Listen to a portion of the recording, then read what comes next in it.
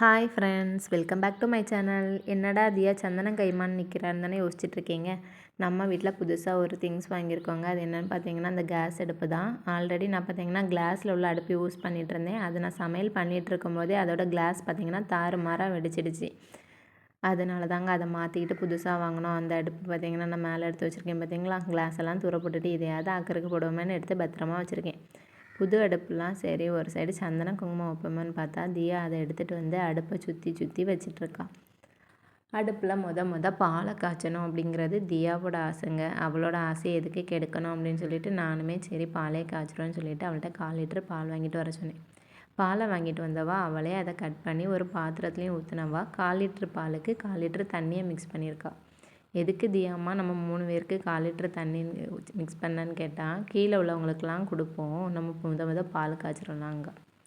என்ன ஒரு ஆர்வம் பார்த்தீங்களா, அடுப்பு வாங்கினதுக்கெலாம் பால் காய்ச்சி கொடுத்தோன்னா எல்லோரும் எங்களை என்ன நினைப்பாங்க. அதனால் நான் கொடுக்கலங்க. நாங்களே குடிச்சிட்டு மீதியை எங்கள் பாண்டிக்கும் கொடுத்துட்டோம். இந்த வீடியோ உங்களுக்கு பிடிச்சிருந்துச்சு அப்படின்னா மறக்காமல் லைக் பண்ணுங்கள், ஷேர் பண்ணுங்கள். அப்படியே நம்மளோட சேனலை சப்ஸ்கிரைப் பண்ணிட்டு போயிருங்க. Tata, bye bye, thanks for வாட்சிங்.